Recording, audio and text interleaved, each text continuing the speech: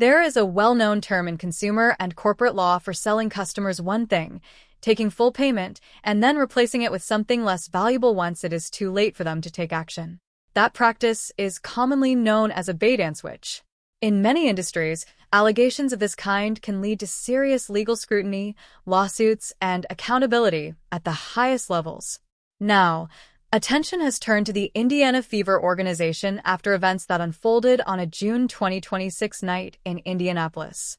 In this episode of WNBA Pro, we take a detailed, fact-based look at what is quickly becoming one of the most controversial front office stories of the 2026 WNBA season. This is not speculation or opinion.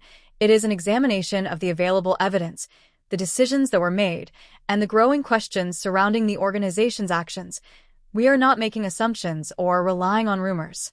Instead, we are comparing the Indiana Fever's own decisions, public comments, and reporting practices with the rules and requirements outlined in the WNBA collective bargaining agreement. By examining the facts side by side, the situation speaks for itself. If you have followed the widely circulated explanation for Caitlin Clark's absence against Portland, including statements about back management and precautionary rest, this report takes a closer look at those claims and the timeline surrounding them. Our goal is to break down the available information step by step, beginning with the official documents and regulations that guide how professional teams are expected to operate. Before drawing any conclusion with Caitlin, and there is definitely something going on within the locker room of the Indiana Fever, and that's what we're going to talk about right now. Live On American Life stated he's just been sharing a bunch of shit all day. He stated this one bull stuff. It makes it even worse. If they shall scrub. As game time drew near for the Indiana Fever's matchup with the Portland Fire at Gainbridge Fieldhouse, a late roster update announced that Caitlin Clark would not play. For a franchise heavily connected to her popularity and impact, the news immediately drew attention. Clark's presence has been a major factor in television ratings, ticket demand, and fan interest throughout the league, making any absence a significant story. The explanation shared through media channels pointed to a back issue and described the decision as a precautionary medical move. However, questions quickly emerged about how that explanation aligned with the league's official reporting requirements. According to the WNBA's established rules and collective bargaining agreement, teams are expected to follow specific procedures when reporting player injuries and availability. As the details surrounding Clark's absence became public, increased attention was placed on whether those procedures were properly followed and whether the team's explanation matched the standards outlined by league policy. According to several independent analysts, including the widely discussed findings of Fantasy Doctor, WNBA teams are required to submit all injury, illness, and rest designations to the league office by 5 p.m. local time on the day before a scheduled game. This is not an optional guideline or a suggestion. It is a mandatory requirement outlined in the league's governing agreement, with specific consequences for failing to follow it. The only exception applies to games played on the second night of a back-to-back schedule. The Portland Fire matchup did not qualify for that exception. As a result, a key question remains for the Indiana Fever organization and league officials. What information was included in the official injury report submitted before the deadline on the day prior to the Portland game? And did it accurately reflect Caitlin? For Caitlin, and wouldn't show up if they pulled this yesterday. They've lost the fans' trust for the third year in a row. Yes, they have. Now, during the time of me watching this game, I started looking at the stands, and in the stands, there was nobody there. Like the game, it was based on the information that was publicly available. Caitlin Clark was not listed on the official injury report in any capacity. There was no injury designation, participation status, or medical classification attached to her name before the required reporting deadline.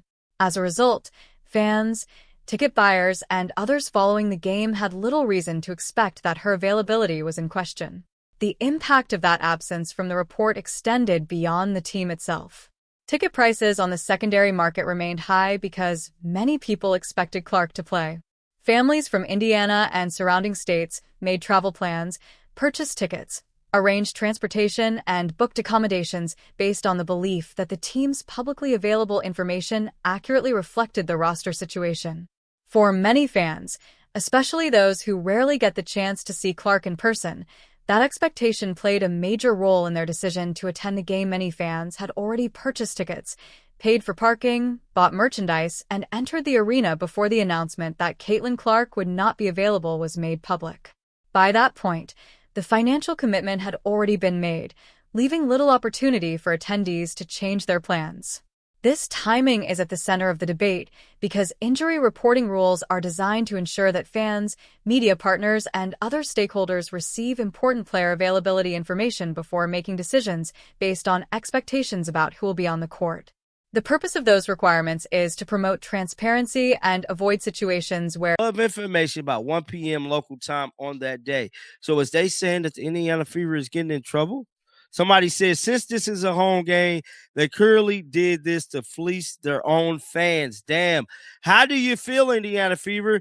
You like it when your team takes a fine to make people pack a home game under false pretense? Wow, the financial implications of player availability are easy to understand. Every home game generates income through ticket sales, parking, concessions, merchandise, and other arena-related spending.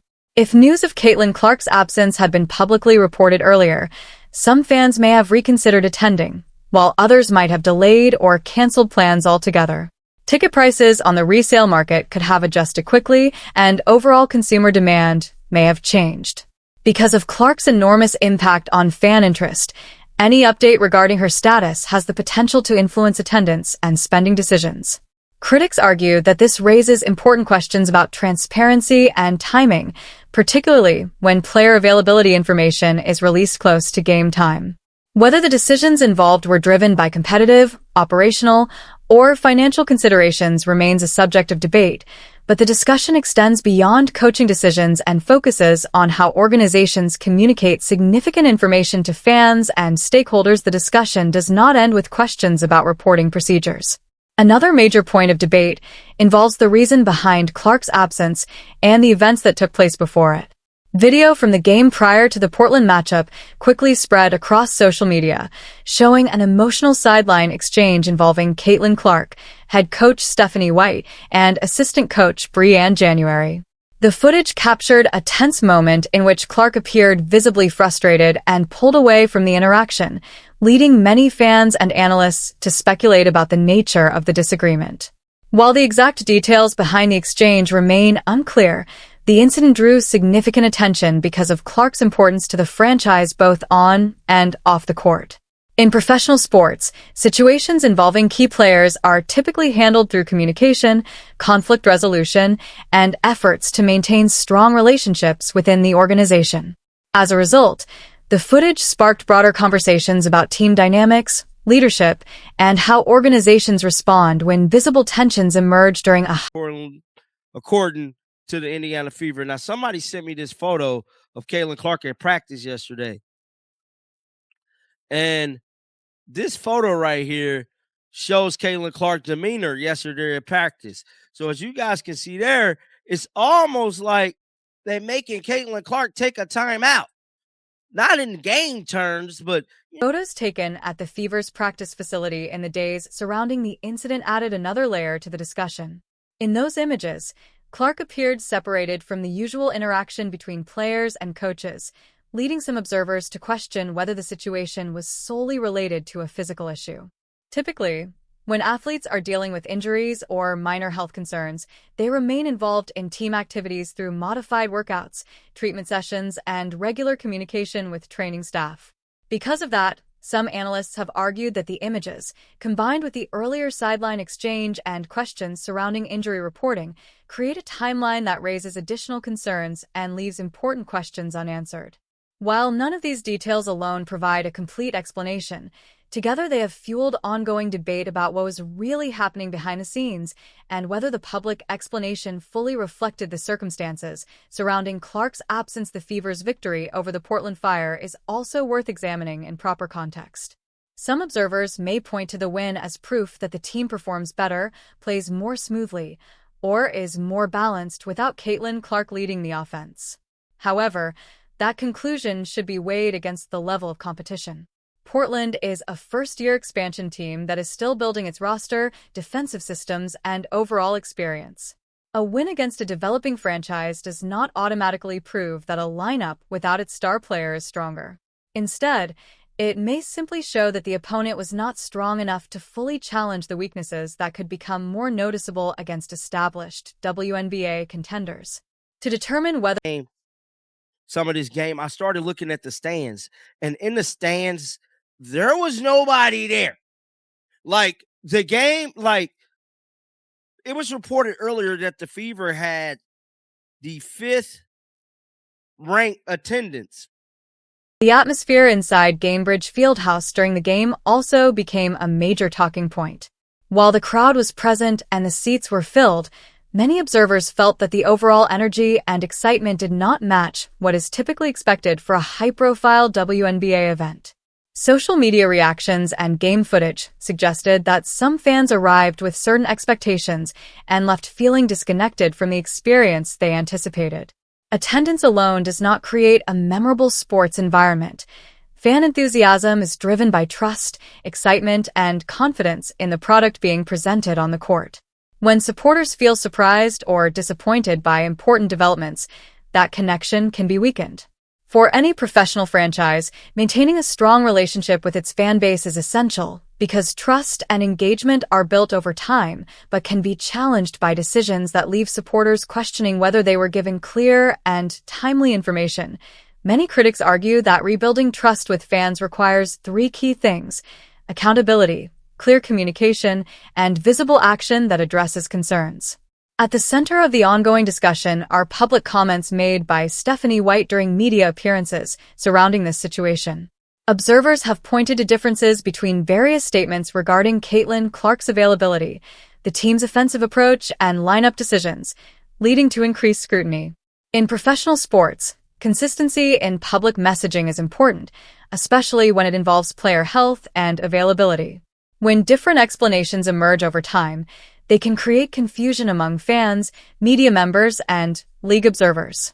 As a result, some analysts believe these statements may attract additional attention from league officials who are responsible for ensuring that reporting procedures and public communications align with established league standards and expectations. Until the fine be appointed. But remember, you guys heard it here first. If this is correct, a fine is definitely coming to Indiana Fever way for falsifying player status before game day activities. Wow! The Simon family's ownership group now finds itself at the center of a situation that continues to draw attention across the league. Caitlin Clark's partnership with the Indiana Fever has become one of the most influential player-franchise relationships in WNBA history, generating major television audiences, strong merchandise sales, increased attendance both at home and on the road, and significant sponsorship opportunities. Her impact extends far beyond the basketball court and has become a major part of the league's overall growth. Because of that, any issues that affect the relationship between Clark and the organization naturally attract greater scrutiny. Critics argue that maintaining a strong and productive environment around a player of her importance is not only a basketball priority, but also a major business responsibility. At the same time, questions surrounding injury reporting and player availability remain a focus of discussion. Supporters of further review point out that league rules and reporting deadlines are clearly defined, making the timeline of events an important factor as observers continue to examine how the situation was handled. Many observers believe that if questions exist about compliance with league reporting procedures, the WNBA has both the authority and responsibility to review the situation and determine whether all rules were properly followed. Supporters of that view argue that consistent enforcement is important for maintaining confidence in league operations, transparency, and competitive integrity. At the same time, reports regarding Caitlin Clark's long-term future with the Indiana Fever have fueled additional discussion. In professional sports, when a franchise player delays making a long-term commitment, it is often viewed as a sign that they are carefully evaluating their situation, the direction of the organization, and the environment surrounding their career. It does not automatically indicate dissatisfaction, but it can suggest that important decisions are still being considered. For the Fever, this places added importance on demonstrating stability, clear communication, and a commitment to creating the best possible environment for both individual success and team growth. As attention continues to build, the organization faces increasing pressure to show that its decisions are aligned with the long-term interests of its players, fans, and the franchise as a whole. The Indiana Fever now face growing pressure to show that every level of the organization, from ownership and the front office to the coaching staff, is fully committed to building the best possible environment around one of the most influential players the league has ever seen. Opportunities like this do not last forever, and organizations are often judged by how well they support elite talent during critical moments. As questions continue to circulate about player availability reports,